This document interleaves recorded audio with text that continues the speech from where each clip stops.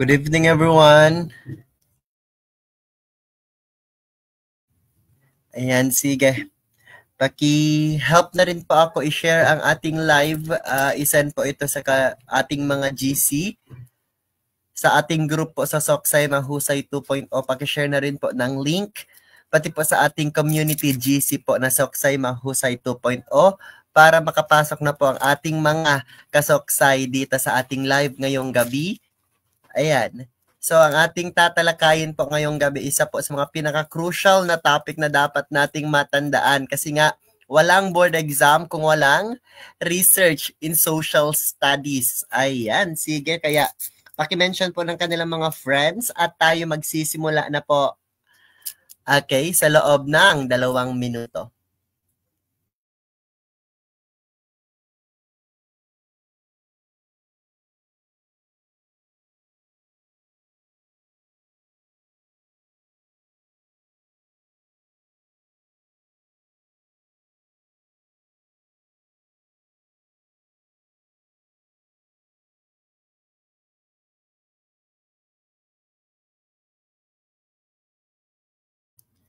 Ayan. Magandang gabi po sa ating lahat. Sige. Okay, habang tumatambay po tayo, paki-mention na rin po ng ating mga friends na magte-take po ng LET. Ayan, na saktong social studies major din po. Okay? So, paki-mention din po sa comment section, paki-share na rin po ng link. Ayan, sige, shoutout po kay Ma'am Irma Edaga, ang ating early bird ngayong gabi. Present din po si Ma'am Janet Alicia. Ayan, Ma'am Jeanette, hello, kamusta po kayo? Ngayon lang kita ulit nakita. Ayan. Sige. Research and Social Studies po tayo ngayon at bukas po. Yes po, pati bukas po may klase din po tayo bukas ng gabi, Saturday. So, research po, meron tayong 50 items, 25 items ngayong gabi, 25 items bukas. Yes. So, malamang sa malamang, meron tayong 50 concepts na dapat matandaan po. Okay, dito sa research and in social studies. Okay, so ang first 25 concepts po, yan po ang una nating tatalakayin ngayong gabi. So, simple naman ang ating mechanics. Simple lang po naman ang ating, okay, paraan para makapag-participate po sa ating live. Sa tuwing nagpapalabas po ako ng question, all you have to do is to comment your answer po sa comment section. Ayan, para naman po makita natin. Ayan, kung tama ba ang inyong mga sagot or hindi. Kung sa tingin, kung makikita ko po na marami ang nakatama, okay, so medyo cute lang na explanation ng ating gagawin. Pero kapag napapansin ko na marami po ang lumigwak sa item na yan na po ang oras na kung saan masyadong marami na po. Mahaba na po ang ating explanation para next time tama na po ang inyong mga sagot. Ayan, sige, last 1 minute, magsisimula na tayo. Shout out kay Sir Lawrence Cedinho from Sorsogon habang nagkakape. Ayan, painom naman po ng kape ninyo, sir. Ano ba yan? Great taste ba yan or what? Ayan, shout out din po kay Ma'am Gemma Villacorza. Ma'am Samira Abusama. Assalamualaikum. Waalaikumsalam, madam. Kay Sir John Clyde Domingo from Ilocos Norte. Ayan, magandang gabi po sa iyo. At kay Ma'am Arnisa Gani from Cotabato City. Ayan, sige. Start na tayo sa gabing ito. It's already 8:25 in the evening at tayo magsisimula na po sa number 1. Number 1. Which of the following best captures the fundamental purpose of research in social science? A. To describe data through charts and graphs. B. To produce opinions based on evidence. C. To systematically investigate problems to generate knowledge. Or letter D. To verify what is already known and accepted. Ayan, sige.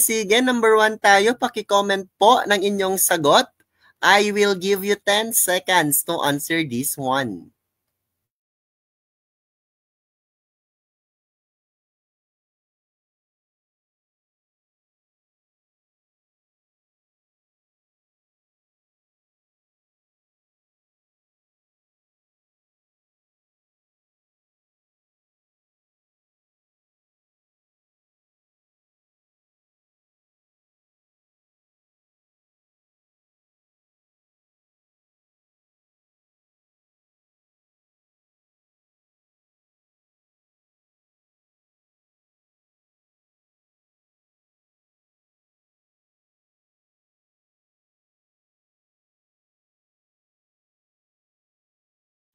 Ayan, sige, sige. Okay, nagka-comment na po sila. Nakikita po natin na majority po ay sumasagot ng letter C. Ayan, maraming sumasagot ng letter C. Sige, basahin natin which of the following best captures the fundamental purpose of research in social science. Ano daw po ang purpose ng research in social science? A. To describe data through charts and graph. B. To produce opinions based on evidence. C. To systematically investigate problems to generate knowledge. Or letter D. To verify what is already known and accepted. Paano ba natin to sasagutan? Malamang sa malamang, ang ating dating gawi. Okay, aalisin natin. Okay, isa-isa ang mga medyo pangit na choices. So, anong tinatanong dito? Anong tinatanong dito sa question? Purpose daw ng social science. Malamang sa malamang, hindi tayo magpro-produce ng opinion based on evidence. Kaya ligwak na po si letter B. Between letter A, letter C, at letter D, basahin muna natin ng letter D. To verify what is already known and accepted. Bakit pa natin i-verify? Okay, bakit pa natin i-verify kung accepted na siya? Okay, so aalisin na natin etong si letter D. So meron na lang tayong what? Letter A at letter C. Between letter A at letter C, ano nga ba talaga ang purpose ng social science sa dalawang iyan? Yes po. Very good, very good. Letter C ang ating magiging sagot. To systematically investigate problem to generate knowledge. Siyempre, aabangan mo muna, i-check mo muna. Okay, kung pwedeng mag-immerse ka dyan para ma-investigate mo talaga kung ano yung problema, mas maaari po para makakuha ka ng knowledge. For short, ang letter A, letter B, at letter D, hindi po yan siya purpose ng research. Ang sagot po natin is letter C. Very good po. Tumawa po ang lahat. Check natin number 2.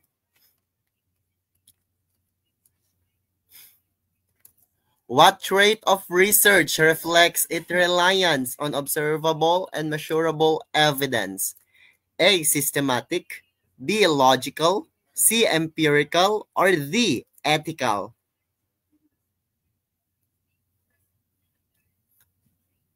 Ulitin natin. What trait of research reflects its reliance on observable and measurable evidences? A. Systematic. B. Logical. C. Empirical. Or D. Ethical. Siyempre, anong tinatanong dyan? Ano daw po ang trait ng research ang makikita? Okay, sa pag-rely sa observable at measurable evidences. Ano bang ibig sabihin kapag measurable ang evidences? Gumagamit tayo ng siyensya. Okay? Siyempre, una nating aalisin letter D, di ba? Letter D, ethical. Bakit naman papasok ang attitude, ang ethics, ang tamang asal dyan? Hindi natin magiging sagot ang ethical. Next po, ayan, between letter A, letter B, at letter C. Okay, ang ating aalisin po ay ang logical. Letter B po, aalisin ang logical. So we have letter A at letter C, systematic or empirical. Okay, systematic ba dapat ang pag-check? Okay, sa evidence or empirical? Malamang sa malamang, ang ating gagawing sagot po ay ang empirical po. Empirical po ang tamang sagot. Siyempre, hindi lang po sistematiko ang kailangan kapag nag-observe tayo, kapag nagme-measure tayo. Dapat po empirical din siya. Ayan, number 3. A researcher includes the phrase, the study will determine in the introduction what is being presented. A. Hypothesis. B. Research title. C. Conceptual framework. Or D. Objective of the study. I will give you 10 seconds to answer this one.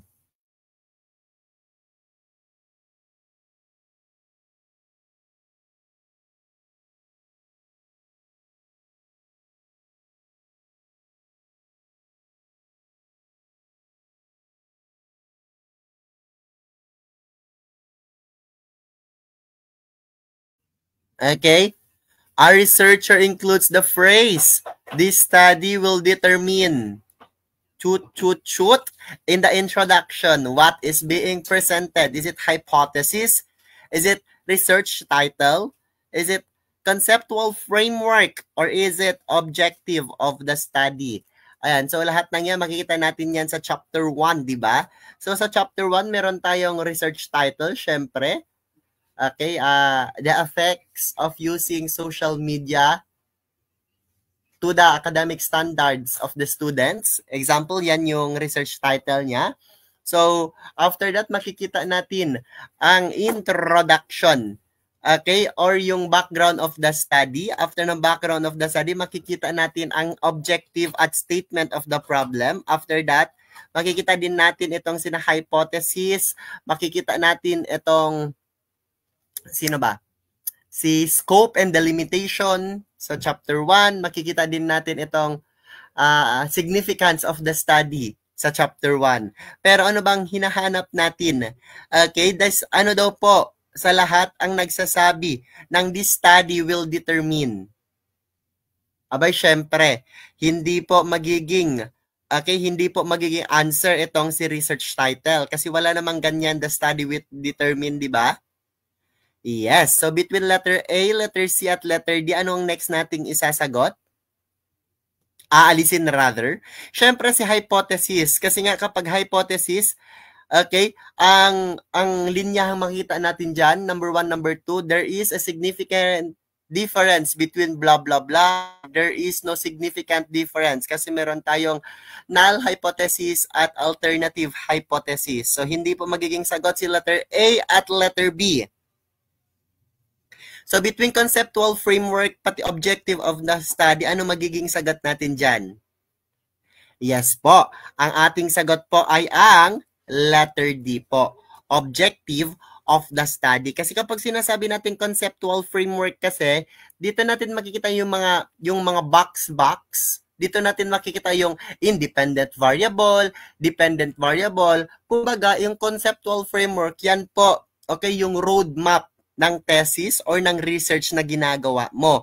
Kasi dyan makikita natin kung ano talaga yung mga variables na dapat mong pagfokusan, ano yung mga variables na dapat mong makita kung gumagalaw ba ito kapag gagalaw ang independent variable, and marami pang iba. Lahat ng yan makikita pa sa conceptual framework. Don't worry, mamaya papasok tayo dyan. Pero dito, ang sagot po natin is letter D. Okay, objective of the study. Kung ano nga ba ang gusto mo talagang makuha sa research na ginagawa mo, makikita yan sa objective of the study. Very good po sa mga nagko-comment. Ayan, sa mga viewers po natin, ayan, medyo dumarami na tayo. Ina-encourage ko po kayo na mag-comment po. Okay?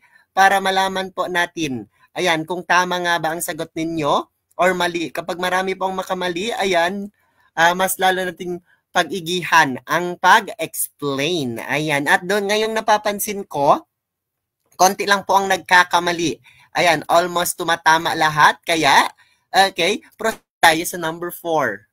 Which of the following example best represents a well-stated research problem? A. What are the disadvantage of social media for students? B. How do students feel about online learning during pandemic era? C. What is the impact of online learning on the academic performance of grade 12 students in Quezon City? Or letter D, these studies about online classes as alternative for new normal. Ayan, sige, shoutout po kay JM Judin. Ayan, hello din sa'yo. Sige, I will give you 10 seconds to answer this one.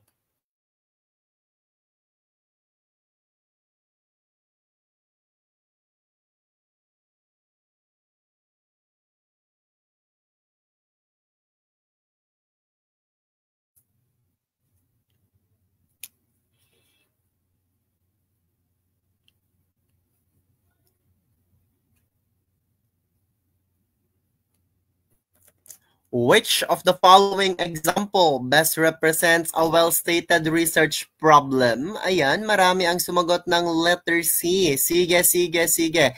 Letter C ang sagot nila. Sige, check natin. Anong tinatanong? Anong tinatanong? Ano daw po yung well-stated? Ang pagkasulat, okay? At specific dapat isang basa mo lang mag-gets mo na kung ano yung tinatanong niya. Ganon po ang characteristic ng research problem. Okay, sa tingin ninyo, specific ba? Okay? Andyan na ba ang lahat ng data? Okay, para mag-gets mo yung tanong sa letter A, what are the disadvantage of social media for students? Anong students ba? Saang students ba yan? Masyadong broad, therefore hindi natin gagawing sagot yan. Mali ang letter A. Okay, sa letter A, letter B, letter C at letter D na lang. Check natin yung letter D. This study is about online class as alternative for the new normal. Research problem.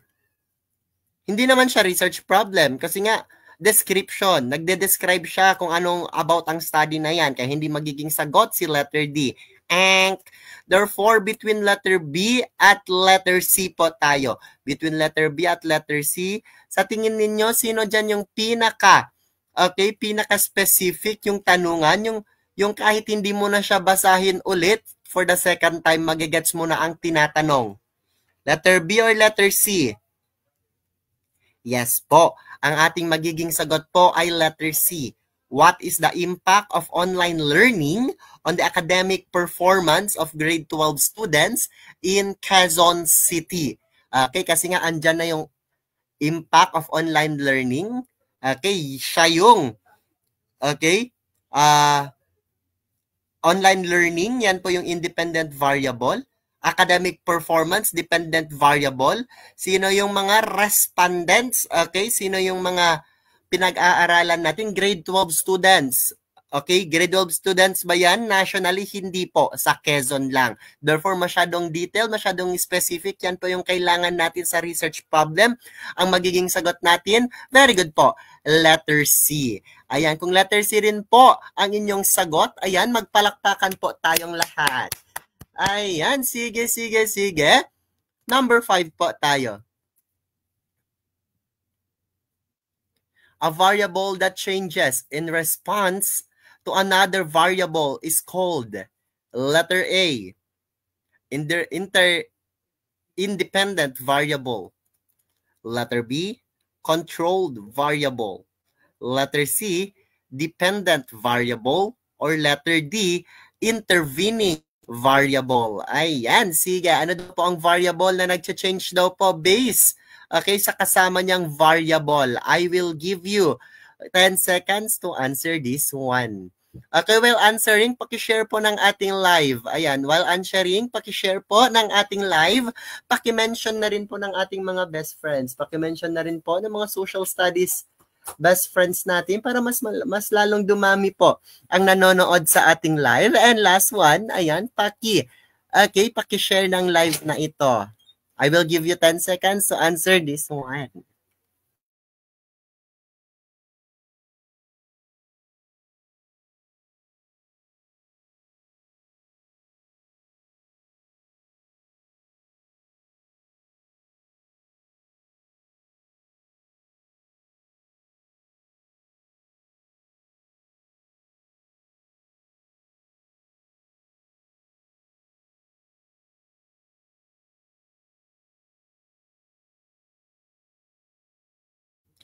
Ayan, sige. Okay, a variable that changes in response to another variable is called, is it letter A, independent variable? Letter B, controlled variable? Letter C, dependent variable? Or letter D, intervening variable? Okay, aalisin muna natin yung mga hindi naman related sa tanong. Anong una nating aalisin? Very good. Letter B po. Kasi kapag sinabi natin controlled variable, saan din makikita ang mga controlled na yan? Yes po. Makikita po yan sa mga experiments. Okay? Kapag may experimental study po, may variable na kinokontrol. Controlled variable. Next po. Ayan. Letter A, letter C, at letter D. Anong next nating aalisin? Intervening variable. Very good po. Aalisin natin sino? Yes po, si letter D po. Intervening variable. Kasi kapag intervening variable kasi, okay, also, tinatawag din yan siyang mediating variable. Ulitin ko, ang intervening variable, tinatawag din siyang mediating variable. Yes po. Yan yung nasa gitna po ng independent at dependent variable. Kaya siya tinatawag na mediator. Okay? So between independent variable pati dependent variable, sino nga ba okay ang gumagalaw dito? Syempre, ang gumagalaw po ay ang dependent variable. Okay, explain muna natin. Explain muna natin ang difference between independent variable at dependent variable. Kapag sinabi nating independent variable, ito po yung mga variable na kung saan kaya niyang, okay, ito po yung mga variable na kung saan kaya niyang tumayo mag-isa. Ulitin ko, independent, kaya niyang tumayo mag-isa. Coach, magbigay tayo ng example. Okay, itatype ko po muna. Effects of using social media. Wait lang ha. To the academic. Okay, I am typing a research title. Tapos,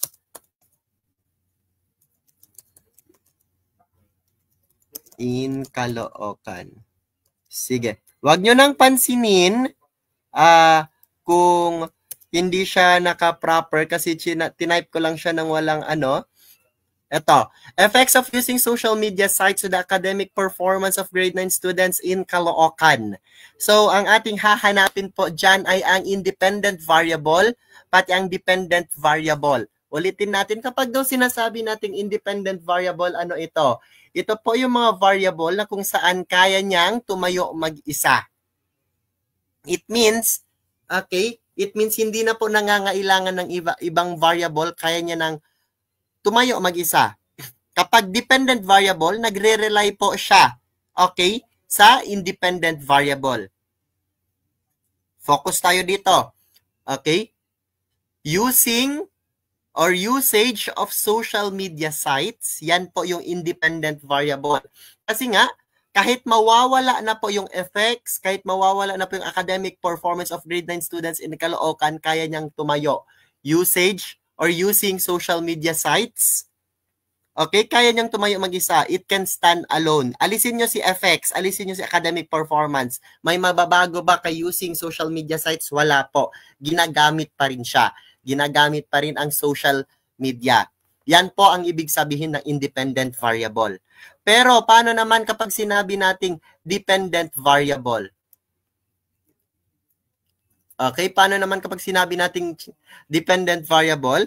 Etong dependent variable, okay, nakabase po sa independent variable ang kanyang magiging resulta.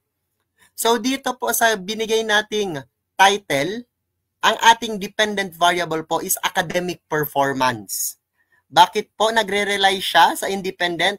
Example, etong mga batang ito gumamit ng social media sites for 1 hour, 2 hour, 3 hour, magbabago po yung kanyang academic performance kasi it's either hindi na siya makapag-study or gumanda ang kanyang performance kasi nga yung kanyang paggamit sa social media sites ay positive.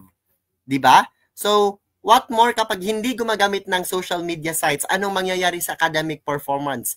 Ang sinasabi ko doon, ang academic performance nag-iiba-iba, okay, based sa kung paano gumalaw ang using of social media. So, it means, itong si dependent variable, nakadepende po ang kanyang, okay, nakadepende po ang kanyang use, nakadepende po ang kanyang resulta, okay, sa independent variable. For short, isulat nyo na lang dyan, kapag independent variable, yan po yung cause. Kapag dependent variable naman po, yan ang effect. Okay? I hope na-gets nyo po siya mga chair. I hope na-gets nyo po siya. Okay, magbibigay ako ng other topic po. Isusulat ko ngayon.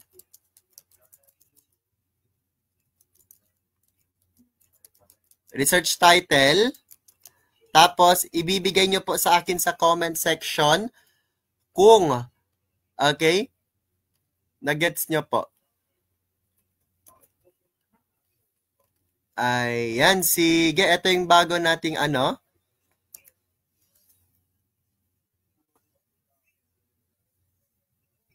The impact of teaching style on student academic performance in high school mathematics. Ano po yung independent variable natin dyan? Ano yung dependent variable? Sige. Yes, very good po. Very good po. Ang ating independent variable po ay ang teaching styles. Ang ating dependent variable po ay ang student academic performance. Gano'n lang po ka-easy mga chair. Gano'n lang po ka-easy. Yes. Proceed po tayo sa number 6. Ayan, ang unang nag-comment. Ayan. Very good po. Okay, number 6. Which of the following research titles reflects measurable variables? A study on the sadness of senior high school students. Letter B, a phenomenological study on the lived experiences of teachers. Letter C, the effect of peer tutoring on the math scores of grade 10 students. Or letter D, exploring the concept of freedom in Filipino households. Sige, ano daw po dyan ang measurable? Okay, sa 4 na title na meron tayo. Ganyan din po ang mga question na makikita ninyo sa board exam. Pinapahanap sa inyo kung sino ang measurable at sino ang hindi. Pero this time, ang hahanapin ninyo is yung measurable. Magbibigay ako ng 10 seconds to answer this one.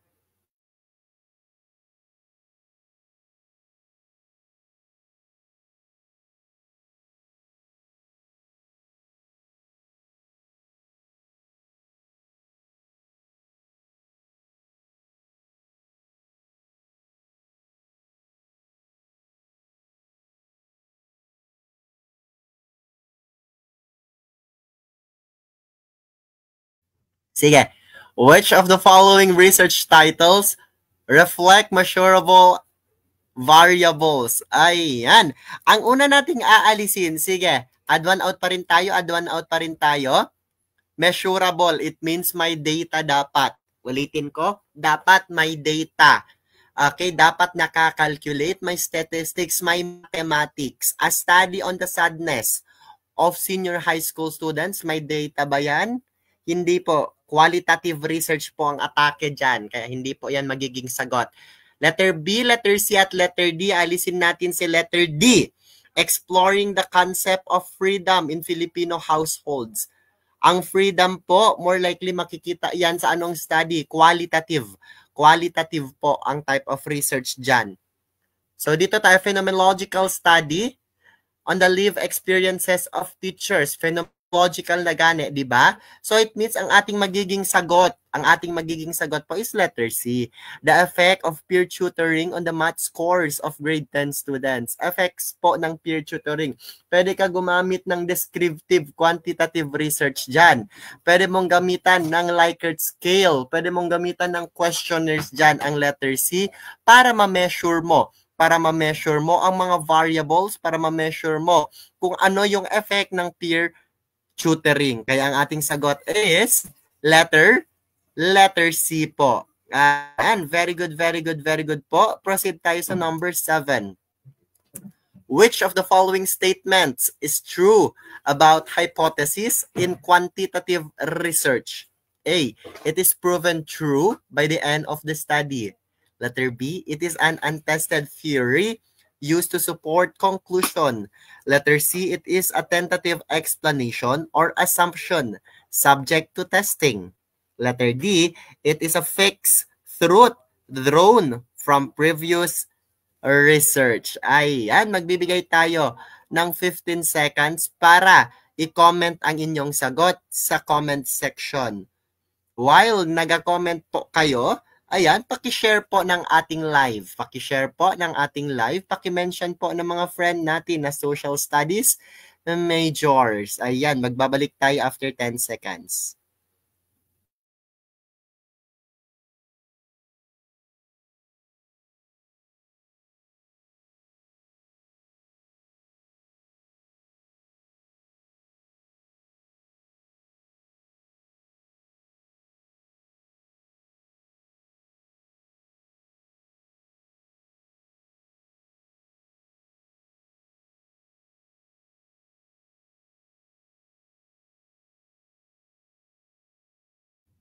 Ayan, sige. Which of the following statement is true about hypothesis in quantitative research?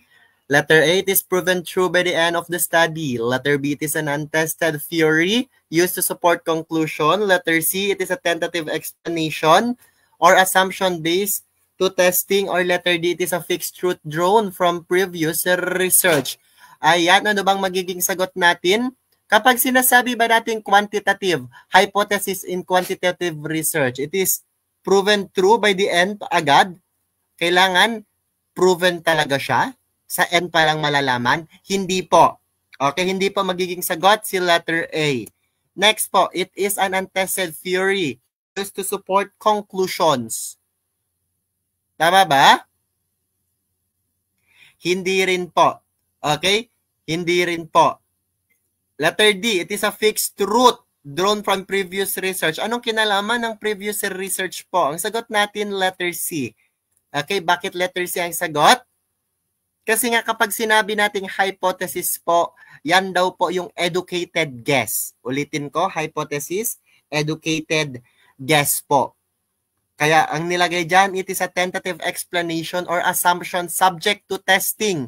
Ibig sabihin, hinala mo, ano yung educated guess mo sa research na ginagawa mo.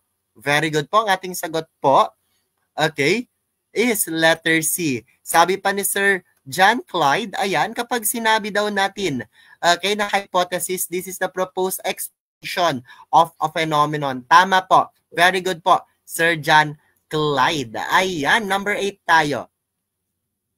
Okay, educated guess. Very good. Tentative. Ayan. Sige, appreciate natin mga nag-comment ng kanilang mga saloobin. Okay. What is the primary function of the theoretical framework in the study? A, to display collected data. Letter B, to provide a lens or foundation for analyzing the research problem. Letter C, to summarize related literature. Or letter D, to propose new theories. Ayan, I will give you 15 seconds to answer this one. Ayan, sa mga nagtatanong po through PM, hindi po ako makaka-reply muna. Pero sige, sabihin ko na lang po dito sa live. Yes po, pwede pa kayong humabol. Okay, pwede pa kayong humabol sa registration po para sa ating private, okay, private class po. Ayan.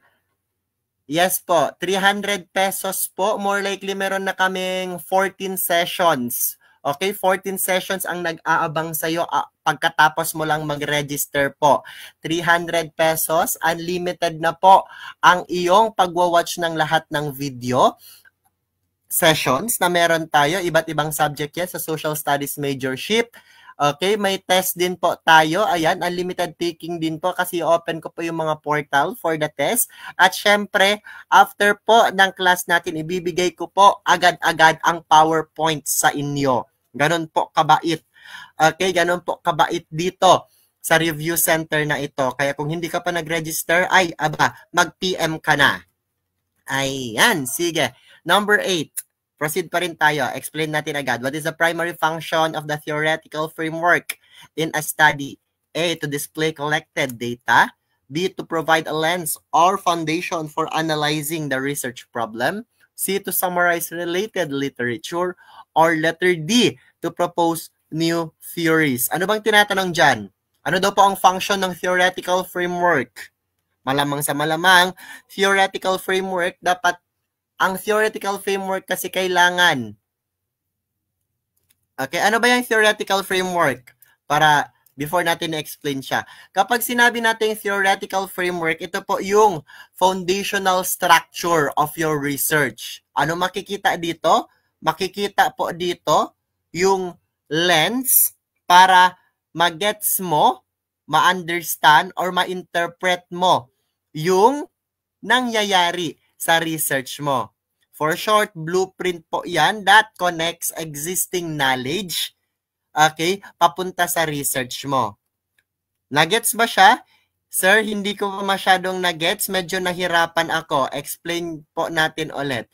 Kapag sinabi natin theoretical framework po, okay, ito po yung nagbibigay sa atin, okay, ng additional knowledge based sa mga previous, okay, based sa mga previous na study na connected po sa research mo. So it means maghahanap ka ng ibang theory, hahanap ka ng ibang study, ayan, na proven na siya at i-relate mo ito sa iyong study. Sabi pa ni Sir, sabi niya, it is the backbone of the research. Ayan, sige. Aalisin natin etong display of collected data kasi masyadong mababaw. Hindi yan ang function ng theoretical framework kung sinabi ko kanina. Next po, to propose new theories. Theories. So, anong ginagawa mo? Anong ginagawa mo sa research mo? Display lang. Kasi ang kailangan dyan, kailangan may theoretical ka kasi nga dyan makikita ang new theories. Hindi po. So, letter B at letter C po ang tamang sagot. Nasa letter B at letter C ang tamang sagot. Pero, between letter B at letter C, masyadong, okay, hindi ko po magets kung anong sinasabi ng letter C. To summarize, related literature.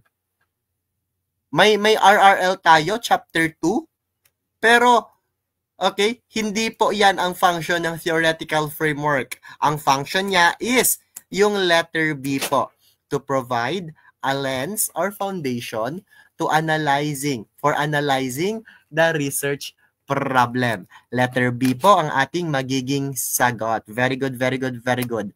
Number 9, which best defines operational definition? Which best defines operational definition? Letter A, the dictionary meaning of a term. Letter B, the meaning based on prior research. Letter C, a context-specific explanation of a variable as used in a study. Or letter D, a generalized academic definition used for convenience and additional information for the study. Ayan, sige.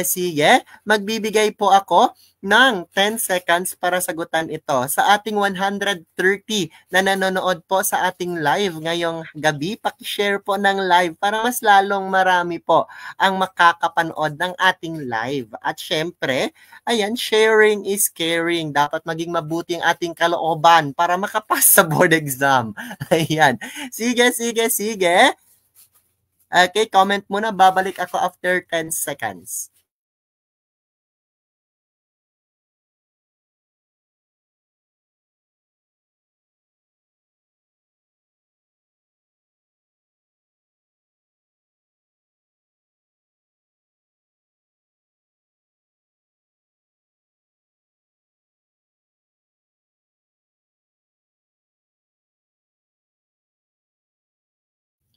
Sige. The best defines operational definition.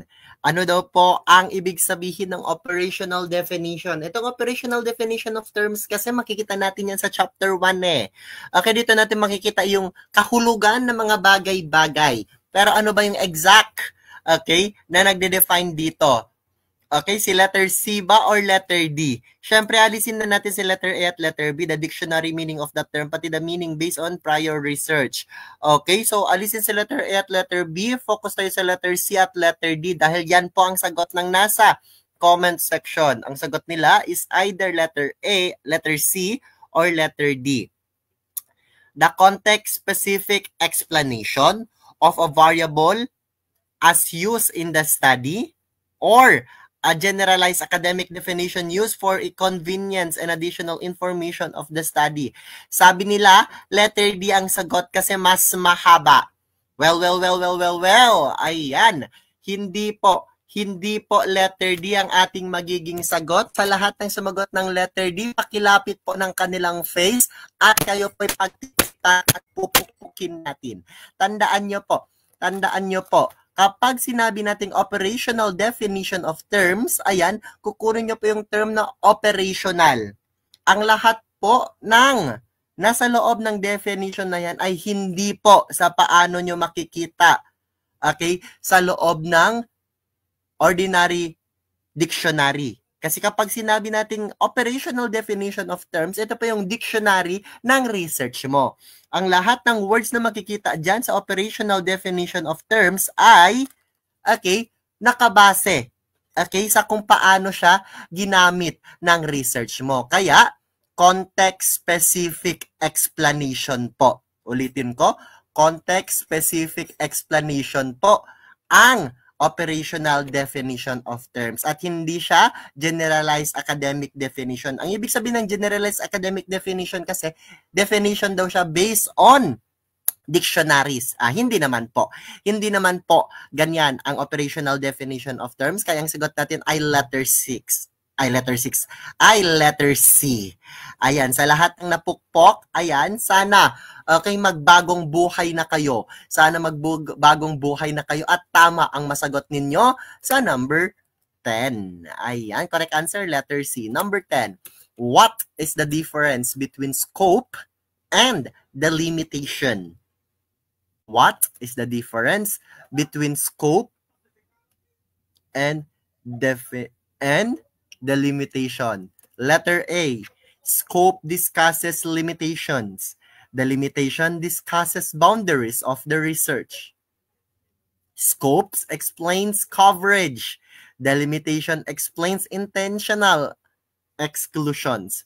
Letter C, both refers to uncontrollable factors. Letter D, scope is a list of chapters being researched. Delimitation is a list of respondents being studies. Ayan, sige, kasalanan to ni Mitena. Grabe naman si Sherwin. Ayan, sige. Magbibigay ako ng 15 seconds to answer this one.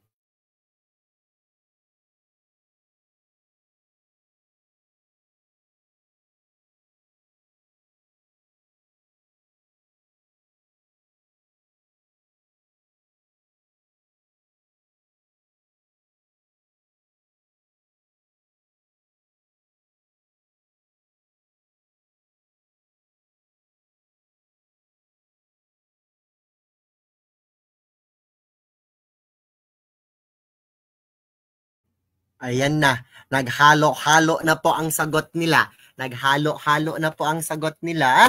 Ayan, nagpo-fruit salad po tayo sa number 10. Aray ko, may sumagot ng letter A. May sumagot ng letter B. Ayan, nag-letter C ang iba at ang iba po ay letter D. Aray ko, perfect. Palakpakan, fruit salad po tayo at dahil fruit salad po tayo, kukunin natin. Hindi ko po nadala ang pamukpok, kaya ito na lang po ang ipapamukpok ko sa inyo. Ayan, hindi naman siya Jisoo Life, kaya okay lang yan. Okay, ipapanghampas ko po ito sa lahat ng mga nagkakamali. Okay, what is the difference between scope and delimitation? Ito kasing delimitation, ito kasing research rather, paminsan na makikita ninyo, scope and limitation, paminsan. Okay, scope and delimitation. So, ano ba ang difference ng scope pati delimitation? Okay, explain na natin dyan. Okay, 170. 170, ilan kayo ang mapupukpok sa 170 na viewers natin? Ang una nating aalisin po ay ang letter C. Grabe ka naman kapag letter C ang sagot mo. Kapag letter C ang sagot mo, both refer to uncontrollable factor. Hindi ba nakokontrol? Hindi ba nakokontrol ang scope, ang delimitation? Kapag sinabi natin scope and delimitation, dyan na din makikita. Okay? Kung ano yung cover. Saan yung cover ng research mo? Saan ba yan? Sa anong bansa ba yan? Saang city ba yan? Ilan yung participant dyan? Okay? Bakit? Hindi ba yan kontrolado? Kontrolado po natin sa mga sumagot ng letter C. Ba't hindi ka nagtitink? Ba't hindi ka nagtitink? Aray ko. Ayan. So, letter A, letter B, at letter D na lang. Ayan. Sige. Bugbugan tayo ngayon sa letter A, letter B, at letter D kasi dyan po marami ang nagasagot. Ang next nating aalisin po ay ang letter D. Hindi porket mahaba yan yung sagot. Kasi alam ko sabi niya, letter D ang ating gagawing sagot kasi yan yung pinakahaba. Demonyo mindset. Huwag nyo pong dadalhin sa board exam ang ganyang mindset. Hindi porket mahaba si letter D yan ang gagawin nating sagot. Kasi nga i-check ninyo. Scope is a list of chapters being, ay grabe, ang scope ba, table of contents? Grabe ka kapag letter D. Sino-sinong mga sumagot ng letter D dyan? Ayan, shout out kayo. Letter R at letter D, si Rox. Ayan, si Rox na lang. Okay. Bakit kayo nagkakamali? Hindi sagot si letter C, hindi sagot si letter D. Kaya meron na lang tayong letter A at letter B. Basahin natin. Scope discusses limitations. The limitation discusses boundaries of the research. Letter B. Scopes explains coverage. Limitation explains intentional exclusion. Okay? Kapag letter A ang iyong sagot, ulitin ko, kapag letter A ang iyong sagot, congratulations! Dahil po nagkamali ka. Tandaan nyo po, kapag sinabi nating scope, ulitin ko, kapag sinabi nating scope, this refers to what the study covers. Kung saan siya nakafocus. Scope po. Diyan makikita yung place, diyan makikita kung ilan yung participant na kailangan, yung respondent na kailangan, kung saan ka nag-focus, the breadth of the study.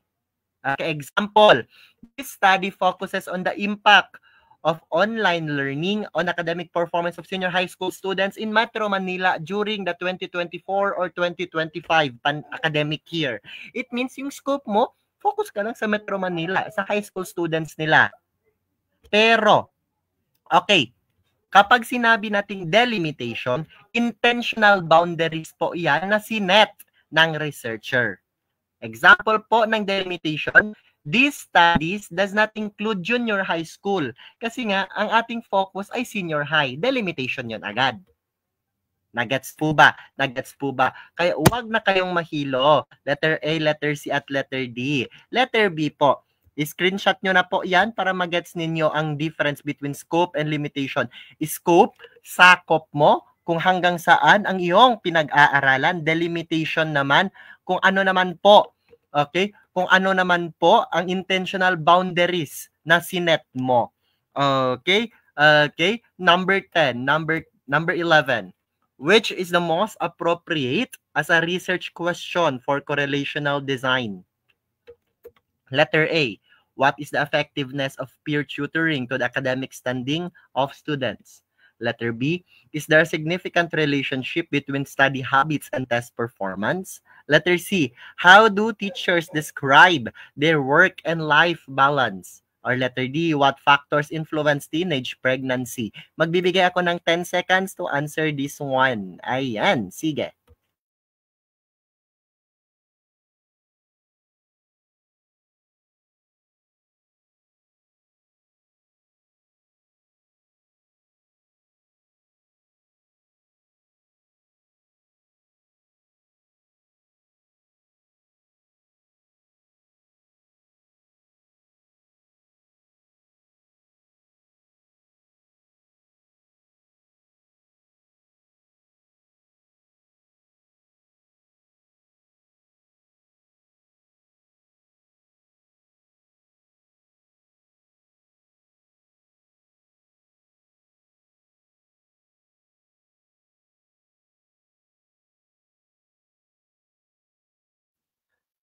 Ayan, sige. Explain natin. What is the most appropriate as a research question for correlational design? Ang una nating alisin is letter D. What factors influence teenage pregnancy? Kasi nga walang relationship dyan. Walang relationship. Dyan pa lang sa term na correlational, alam na po natin agad ang sagot. Kapag correlational, tandaan nyo na po, kailangan makikita nyo ang word na relationship. Sa lahat ng choices, ano ba ang may relationship dyan? Ay, Diyos ko po, may sumagot ng letter A. May sumagot ng letter A. Ayan, tandaan nyo na po kapag correlational design, okay, hanapin po agad ang relationship. Huwag nyong sagutin yung effectiveness of peer tutoring to the academics to standard. Wala pong relationship dyan. Walang relationship dyan. Letter A, walang relationship. Letter D, walang relationship. At mas lalong sa letter C, hindi po yan magiging sagot. Ang sagot po natin ay letter B po. Basahin ang letter B po. Is there a significant relationship between study habit and test performance? Ayan na. Si Ma'am Irma Edaga. Napukpok. Ayan, humangin. Lumobo ang kanyang tema. Ayan, tumama po sila. Palakpakan po natin. Ayan, very good po. Ayan, sige, number 12 po tayo. Which research design involves manipulating variables to observe outcome? Is it historical? Is it correlational? Is it experimental? Or descriptive? Ayan. Na-explain ko na to kanina. I hope natandaan ninyo or na-gets po ninyo. Kapag sabi ko may manipulation of variable, ano ito? Kapag kino-control, minamanipulate ang variable, okay, is it letter A, letter B, letter C, or, okay, letter D? Magbibigay ako ng 10 seconds para sagutan ito. Okay, habang sumasagot, tulungan nyo po akong i-share ang ating live. I-mention ang ating mga best friends para may kasama na tayong pinupukpok araw-araw, gabi-gabi dito sa ating page. Sige, sagutan na natin to. Which research design involves manipulating variables to observe outcome?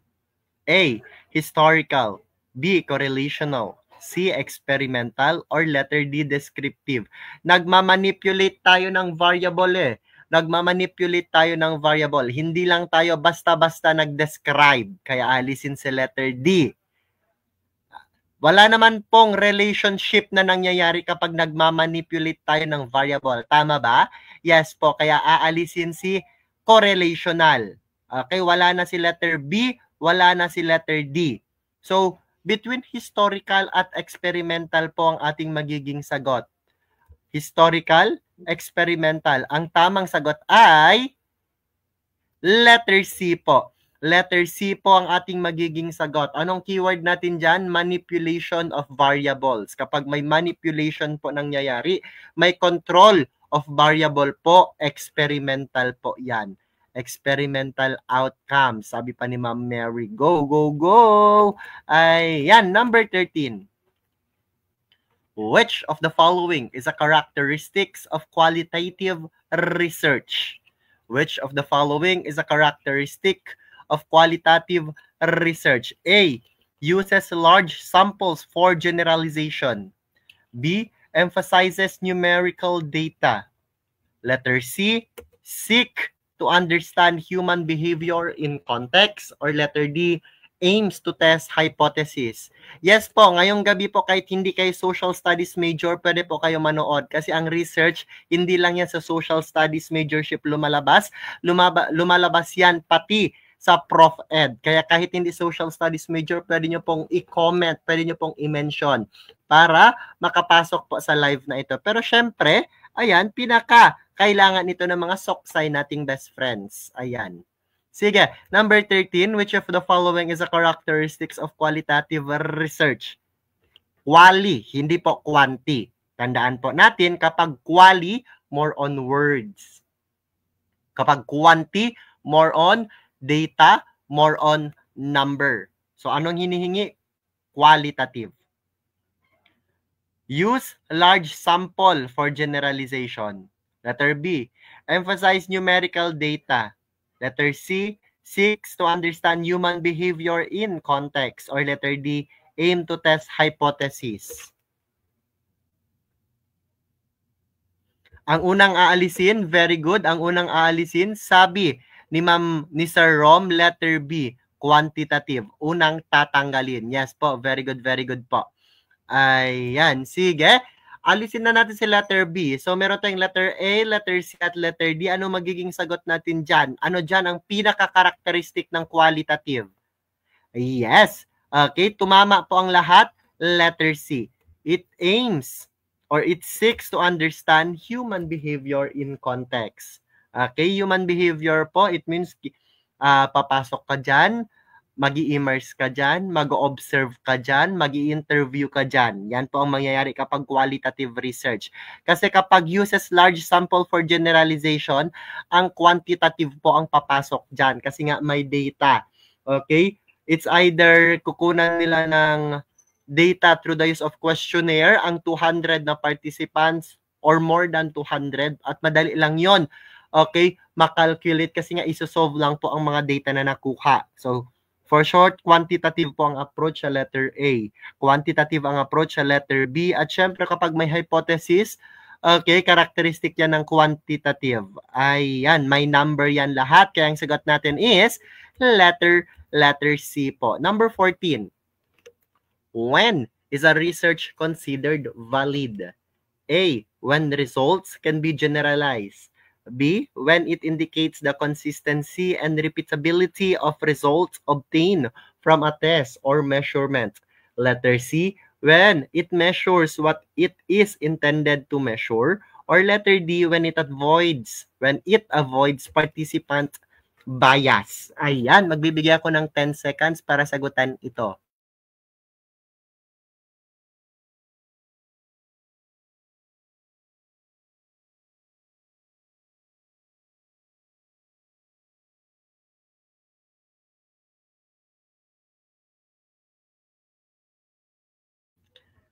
Ayan, sige. What is research? When is research considered valid? Okay, sige. Tutulungan ko na po kayo. Aalisin na natin si letter A at si letter D. Ulitin ko, aalisin na natin si letter A at letter D. Kailan daw po nagiging valid ang research? Letter B ba or letter C? Yes, nakikita ko maraming sumagot ng letter C, marami ring sumasagot ng letter B. Therefore, kailangan nating magpakita, kailangan makita, okay, ang espantaho.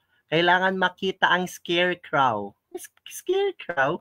Okay, kailangan makita ang pamukpok natin dahil marami ang napupunta sa maling landas. Okay, when is a research considered valid? Okay, may sumagot ng letter B, may sumagot ng letter C. Pero ano bang ibig sabihin ng validity? Yung isa dyan, validity. Yung isa dyan, reliability. Okay? Magiging valid po, okay, ang isang research kapag it intends to measure what to measure. Kaya kapag letter B, ang iyong sagot, lumapit ka dahil ang sagot mo po ay reliability. Kapag sinabi nating reliability, okay, kahit na paulit-ulit mo siyang gagawin, pareho at pareho pa rin ang lumalabas. Kaya kapag letter B, ang sagot mo pakilabit, sinagot mo na naman ang pinakamahaba. Kaya deserve mong pukpukin. Ang laki-laki ng pamukpok sa'yo. Ayan. Yan, ano yun?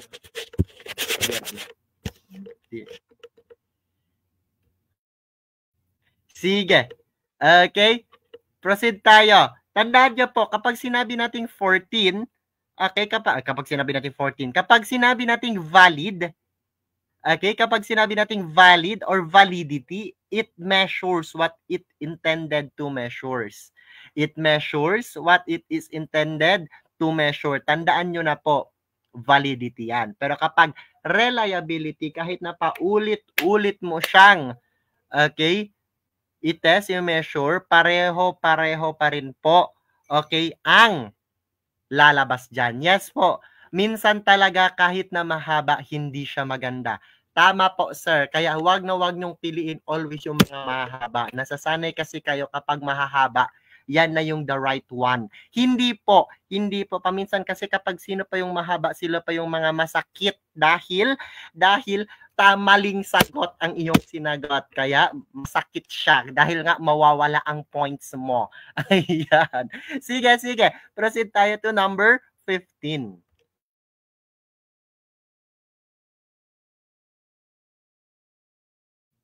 Ayan, ka-explain lang nga. Reliability is best ensured when A. A tool measures the same result consistently over repeated trials. B. A researcher collects data only once. Letter C. Respondents answer according to expected behavior. Or letter D, the study avoids error in interpretation. I will give you 10 seconds to answer this one. Ay, nako, in-game talaga ang mga beshi ko.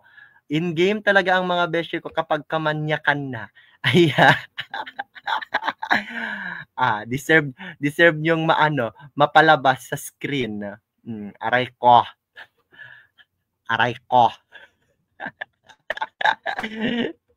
Ayan.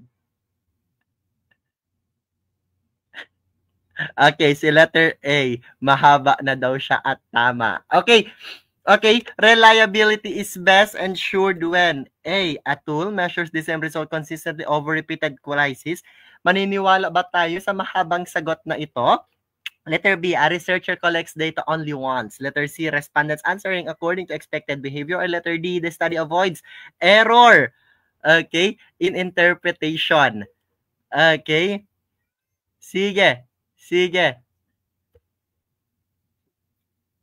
Ang sagot natin dyan is letter A po, yung mahaba. Paminsan pwede rin naman sumugal sa mga mahahaba. Pero hindi lahat po ng mga mahaba, hindi lahat po ng sinusugalan ninyo ay tama. Paminsan po yung mga sinusugalan nyo, dyan pa kayo nasasaktan sa mga mahabang sagot na yan kasi magkakamali kayo. Pero this time, ang sinugalan nyong mahaba ay tama po. Tama po ang letter A kasi nga, okay, same results ang lumalabas kahit pagbabalik na rin natin. Kahit na paulit-ulit. Ayan. At syempre, tama po ang inyong sagot. Very good po tayo sa number 15. Ayan. Number 16 tayo. Number 16. Yes, correct answer is letter A. After po ng live, diretso ko po isa-send sa inyo sa private group ang ating PPT para mapag-aralan ninyo na kasi nga after po ng research magkakaroon po tayo ng 200 item na exam. Number 16. Susugal sa mahaba daw po. Okay, number 16. In sampling, which techniques ensure every member of the population has an equal chance of being selected?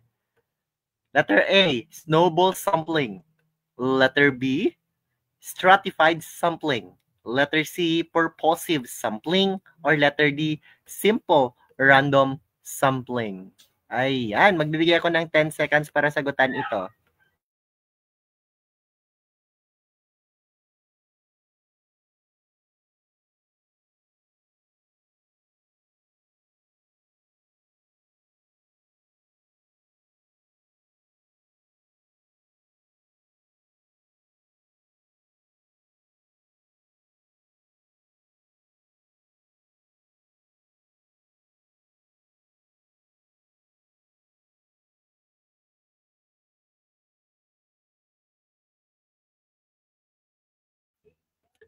Sige. In sampling, which technique ensures every member of the population has an equal chance of being selected? Akala ko alam na ng lahat pero ayan, lumalaban ang letter A at letter D. Ayan, lumalaban ang Team Alpha at Team Dog Show. Sige, sino kaya ang mananalo? Ang Team Alpha or Team Dog Show? Alpha, Snowball, Sampling, Dog Show, Simple Rumble. Yes po, very good. Aalisin na natin si Stratified Sampling. Aalisin na natin si Purposive. Okay? Sampling. Pero ano nga ba ang sagot dyan? Number 16. Okay? Ano bang tinatanong? Which ensures every member of the population has an equal chance of being selected. It means lahat po. Lahat po. Okay, evict na natin si letter B at si letter C. So, focus tayo kay letter A at letter D. Pero before tayo papasok po sa tamang sagot, kailangan nyo pong magets. Kailangan nyo po malaman kung ano po, okay, ang two types of sample. So, kapag sampling method kasi, meron tayong two types po. Okay, meron tayong probability sampling at non-probability sampling. Ulitin ko, may two types po tayo ng sampling. Okay, or two main categories rather. Two main categories of sampling. Meron tayong probability sampling at non-probability sampling. Kapag sinabi nating probability sampling, okay, kapag sinabi nating probability sampling, ang lahat po ay okay, may chance na mabunot. Ang lahat po ay may chance na okay, maging respondent mo. Pero kapag sinabi nating non-probability sampling, hindi po lahat magkakaroon ng chance. Wala pong equal chance of being selected kapag non-probability. So, papasok tayo sa example ng non-probability sampling muna. Ulitin ko, papasok muna tayo sa example ng non-probability sampling. One example po ng non-probability sampling ay ang convenience sampling. Ulitin natin, convenience sampling. Kapag sinabi natin convenience sampling, ito po yung pagpili mo ng iyong respondent sa iyong research based sa kung sino lang yung available. Okay, kung sino lang available, sila lang ang iyong respondent, convenience sampling. Kung sino lang gustong sumagot, okay, sila na lang. Example, yung mga online polls, convenience sampling po yan. Next po, purposive or judgmental sampling. Okay, purposive sampling, yung letter C, example po yan ng non-probability sampling. Kasi kapag sinabi nating purposive sampling po, ulitin ko, kapag sinabi nating purposive sampling po, okay, nakadepende yan sa research mo. Example, yung research mo, the effects of teenage pregnancy. Okay, to the blah, blah, blah, blah, blah, blah. Siyempre, ang respondent mo, lahat ng mga buntis, hindi yung mga lalaking malaki ang tiyan ang pupuntahan mo. Ang pupuntahan mo, mga buntis talaga. Kasi nga, yun yung purpose. Yun yung ang kinakailangan sa research mo. Yan po ay ang purposive sampling. Next po, aside from purposive sampling, makikita natin, okay, itong si snowball sampling. Ulitin ko, snowball sampling. Kapag sinabi naman natin snowball sampling, yung letter A po, ito po yung type of sampling, ayan, na yung mga, okay, kasama niya, or yung kasama, yung, example, ito yung title mo, ang research mo is pumapatungkol sa mga umuuwing OFW coming from Abu Dhabi. So, pupunta ka dyan sa airport na yan, hindi mo kilala kung sino yung mga umuwi galing Abu Dhabi, kaya makakahanap ka ng isa, okay? Makakahanap ka lang ng isa, i-interview mo, siya na mismo ang tuturo kung sino pa yung mga kasama niya. So, makakahanap ka ng isang nakauwi na OFW, tuturo siya ng isa. So, tapos yung isang naturo niya, tuturo na naman isa hanggang sa lalaki at lalakihan siya, parang snow na gumulong at lumalaki siya, snowball sampling po. Okay, yan po yung mga example. Okay, yan po yung mga example ng non-probability sampling. Pero, papasok tayo sa probability sampling. Ibig sabihin ng probability sampling, ano ba? Ang lahat ay may, okay, equal chance na mapili. Example niyan is yung random sampling. Kapag sinabi nating random sampling, ayan, kukuha ka ng paper, isusulat mo lahat ng pangalan at ang lahat ng pangalan na ito ay ilalagay mo sa isang box at pipili ka doon sa box na yon randomly, pipili ka ng mga tao at yun yung magiging respondent mo. Parang bunot-bunot. Okay? Sa bunot-bunot na yan, lahat ay pwedeng manalo. Kaya ang sagot po natin is letter D. Ulitin ko, ang sagot natin is letter D. Kasi nga, every member of the population has the equal chance of being selected. Sa lahat ng sumagot ng letter A, nagkakamali kayo. Nagkakamali kayo. Kasi kapag sinabi nating snowball sampling, ang mga may karapatan lang mapili dyan is yung sino lang yung pasok sa research mo. Hindi po lahat. Okay? Kasi nga ginagamit ang snowball kapag hindi mo alam kung sino ang respondent mo. Pero ang tinatanong dyan, ang lahat daw po ng member ng population may chance na mapili. Ang sagot natin dyan, simple random sampling. Yan ang example natin, yung yung pag snowball, yung fishball technique, yung parang lahat ng pangalan, kukunin mo sa isang bowl. Okay, at kung mabunot mo yung pangalan na yon, siya na yung respondent mo. Kaya kapag letter A po ang iyong sagot, sobrang mali po siya. Mali po ang iyong sagot, kaya need mong sumpakin. Ayan. Number 17 tayo. Yes, letter D ang sagot. Number 17. Which sampling method is most appropriate for a population with distinct subgroups? Okay, is it cluster sampling, simple random sampling, stratified sampling, or quota sampling? Yes po, yung lahat ng sumagot ng letter A kanina ng sampling ngayon, nasampal silang lahat.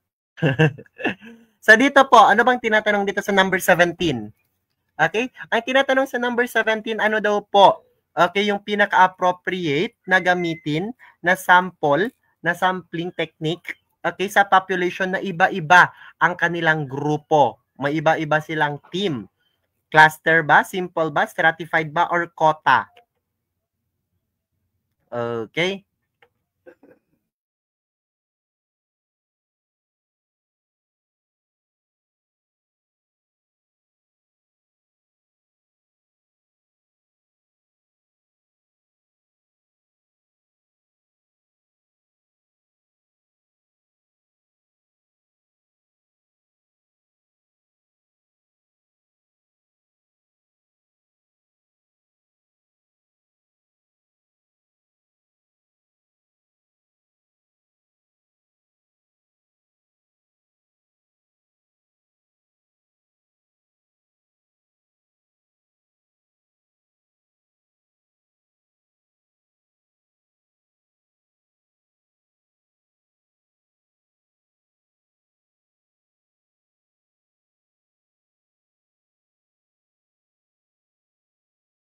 Ayan, sige.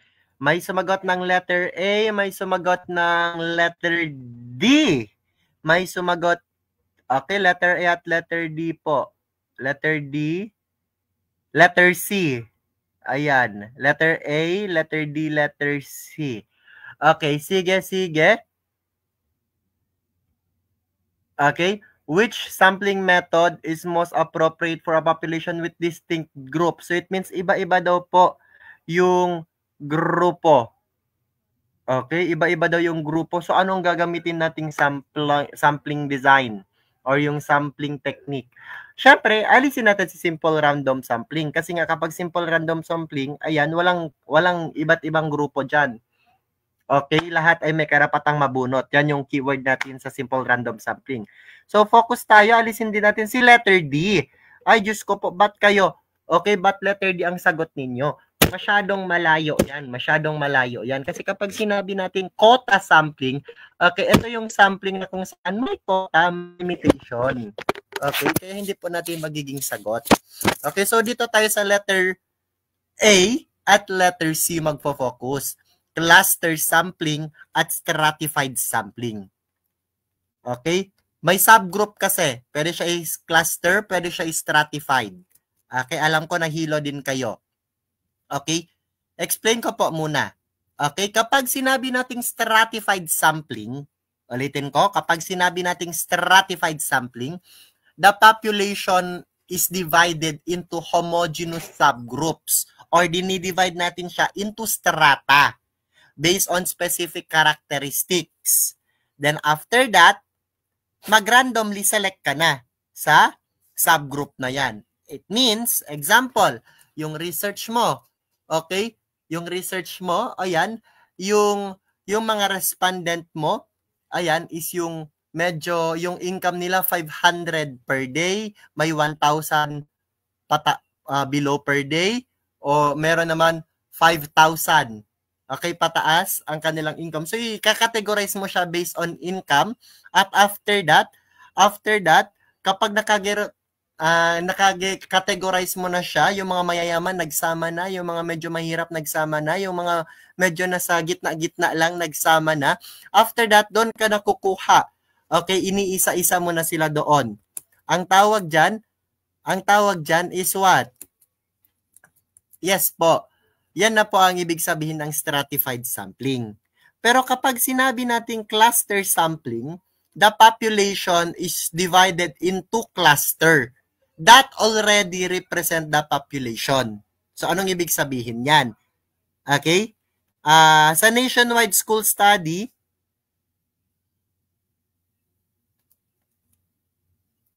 okay? Naririnig ako?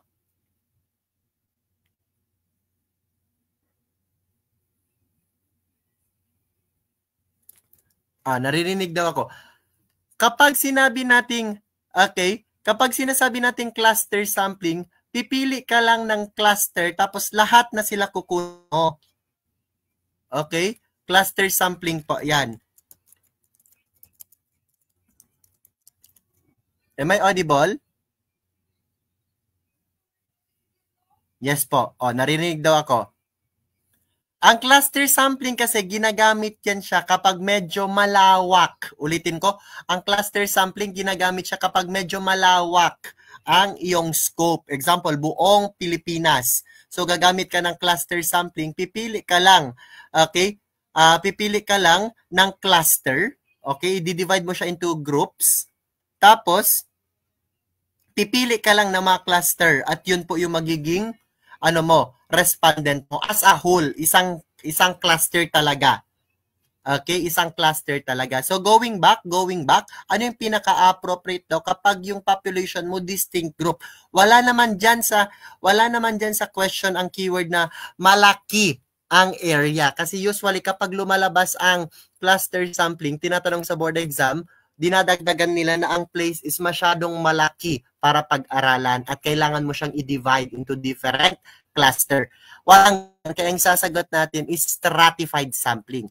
Letter C po ang ating sagot, stratified. Kasi nga, kapag iba-iba, distinct ang subgroups. Anong ibig sabihin yan? May mayaman, may medyo mayaman, may mahirap, may medyo mahirap, merong poorest of the poor. After that, i-discrete mo siya into subgroups at gagawa ka na ng sample. Kaya ang sagot natin, letter C. Kaya kapag naglalaban mo pa rin ng letter A hanggang ngayon, mali na po ang iyong ginagawa. Kaya deserve mong mapukpok. Ayan. Ayan. Kasi kapag cluster, ang keyword na dapat yung hahanapin po sa question is pangmalawakan. Large scope. Okay, larger scope. Particularly kasi kapag ganyan, isang buong malaking area siya. Example, buong Pilipinas na cluster sampling yan or buong province cluster sampling yan. Okay, number 18 po tayo. A researcher interested in the cultural practices of indigenous communities should use what design? Is it A, B, C, or D?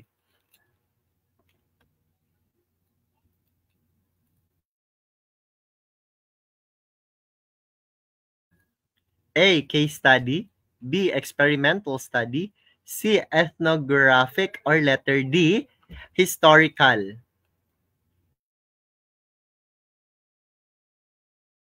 Okay, very good. Ang keyword natin dyan, indigenous communities. Kapag indigenous communities, ano yung papasok dyan? Anong papasok dyan?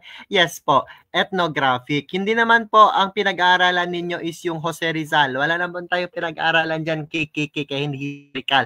Wala naman pong controlled variable dyan at hindi naman po specific ang study mo para mag-case study ka. Kaya ang sagot natin is letter C, ethnographic research. Ayan, bumabawi ang lahat. Tama po ang kanilang sagot. Proceed tayo sa number 19.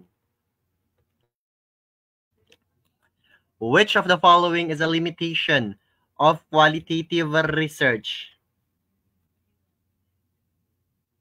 Ayan, paki-share po ng ating live. Paki-share po ng ating live para next time na magla-live ako bukas, hindi nyo na isa-search. Okay, ang aking pangalan, punta na lang kayo sa profile ninyo, i-press ninyo dahil 8 o'clock na magla-live na si sir. Something like that. Kaya i-share nyo na ang live para easy ang inyong buhay. At syempre, makakahabol pa ang inyong mga best friends, paki-mention po sila. Sige, number 19 tayo. Which of the following is a limitation of qualitative research? A. Results are difficult to replicate due to subjectivity. Letter B. Data is easily converted to statistics. Letter C. It lacks ethical guidelines. Or letter D. It eliminates the need for data analysis.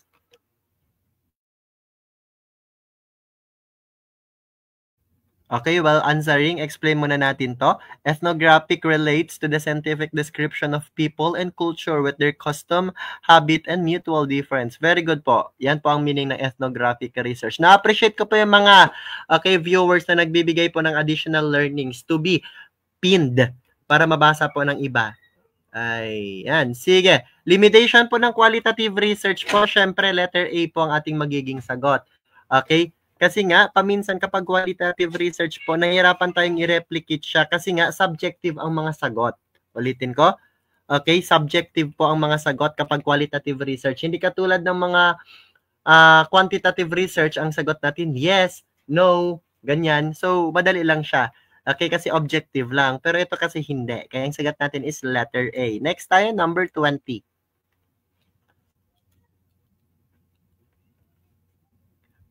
Which is an advantage of using a questionnaire over an interview? A. Allows the researcher to ask follow-up questions.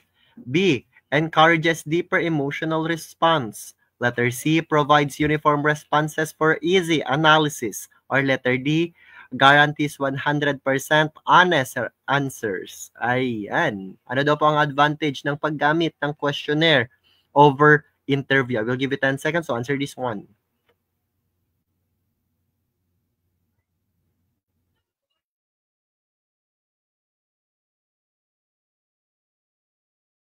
Siyempre, ang una nating alisin dyan, letter B, di ba? Kasi nga, advantage siya ng interview, hindi yan advantage ng questionnaire. Kasi kapag interview, mas nagiging emotional ang response nila. Kasi nga, napapalabas talaga nila kung anong nafe-feel nila.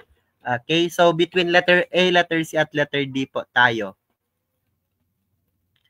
Letter D, hindi po tayo makakagaranti na 100% na tama ang kanilang sagot.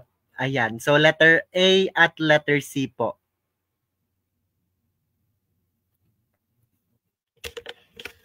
Ang sagot natin is very good. Letter C po. Provides uniform responses for easy analysis. Kasi alam naman natin kapag questionnaire po, kung anong question mo sa isang tao, question mo na yun sa lahat.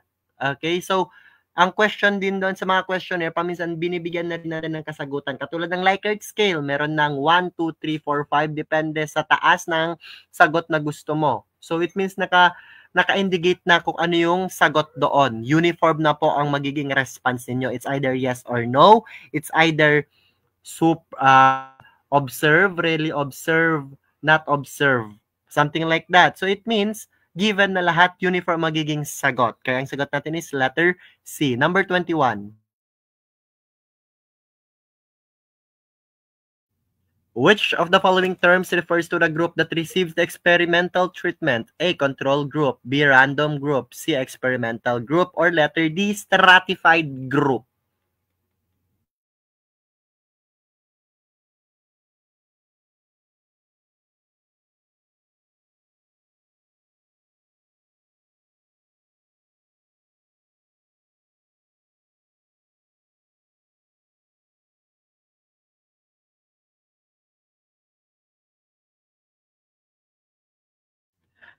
Ayan, sige. Which of the following group that receives experimental treatment? Is it? Which of the following terms, rather, to the group that received experimental treatment? Ang sagot natin dyan is letter D, experimental group. Very good, very good, very good. Ayan, tama po lahat. Number 22. A researcher repeats a study in a different context. This reflects with characteristics of research. Okay? Kapag nababalik ang study, ayan, pero iba naman ang context nito. Okay, iba na naman ang context nito. Is it validity, replicability, generalizability, or objectivity? Alam ko yung hinahanap nyo dyan, reliability. Pero wala pong reliability. Nagkakamali kayo kapag reliability ang sagot ninyo. Kapag ang research daw po, ayan, okay, inulit niya yung research na ginawa niya na dati, pero ngayon iba ang konteksto. Okay, ang sagot natin dyan, very good. Ni-replicate niya lang po. From the word replication, replica. Kung ano yung napag-aralan niya dati, pag-aaralan niya ulit, pero this time, iba naman po ang kanyang focus, area of focus. So, pareho lang yung pinag-aaralan niya, pero iniba niya lang yung context. Kaya replicability, replication po yan. Iba po sa objectivity, kasi objective yan, malayo sa tinatanong. Generalizability, mali din po. Validity, it measure what it intends to measure yan. Number 23. What is the fundamental basis for data gathered in the science of sociology, biology, and physics? Is it belief, observation, logic, or wisdom? Letter A ba, letter B, letter C, or letter D? I will give you 10 seconds to answer this one.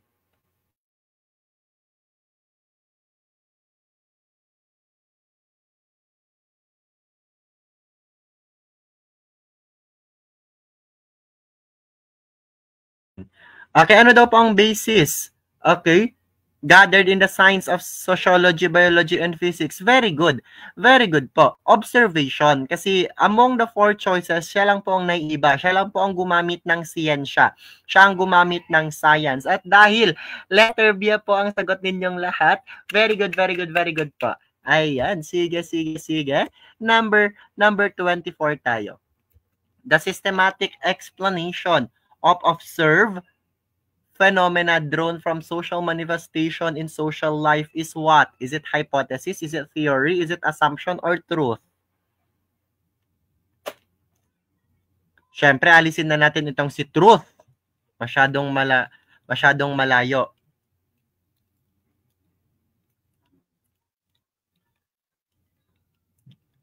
Okay? Systematic explanation. May explanation na ha, observed phenomena. Hindi magiging sagot si hypothesis kasi kapag hypothesis, di ba, educated guess. So, between theory and assumption, malamang sa malamang, anong isasagot ninyo? Between theory and assumption. Systematic explanation of observed phenomena drawn from social manifestation.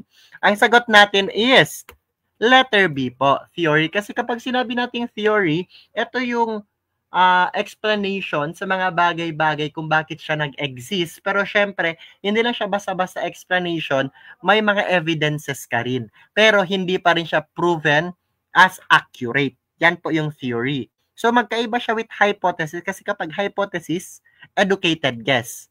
At syempre, kapag sinabi nating assumption, guess lang, hindi siya educated. Example, ikaw, nag-assume ka na mahal ka ng crush mo. So, assumption yon. Kasi nga nag-assume ka lang, assuming ka lang. Okay, kaya ang sagot natin is letter B po. Theory po ang ating sagot, letter B po.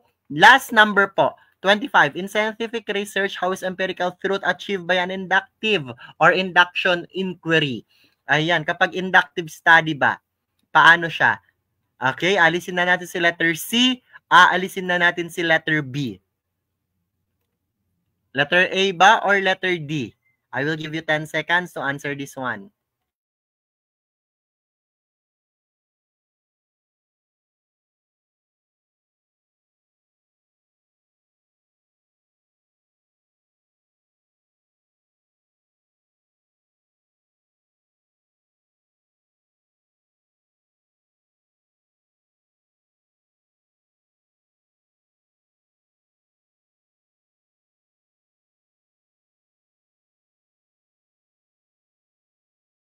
Ayan. Sige. May sumagot ng letter A, may sumagot ng letter T. Diyos ko po.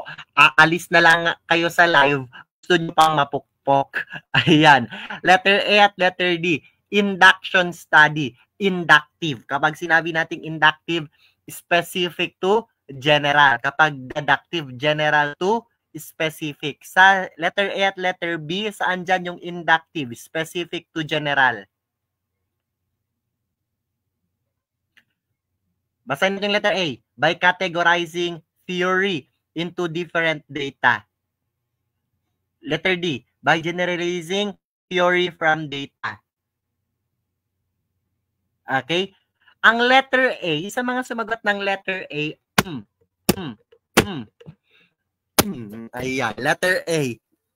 Malaking theory, chinap-chap mo. Ang letter A, deductive yan. Kasi categorize mong malaking theory, ginawa mo siyang maliit. Letter A, okay, deductive yan. Ang sagot po, inductive inquiry, letter D po. Kaya dapat ang sagot natin is letter D. Last number na lang, pukpok ka pa.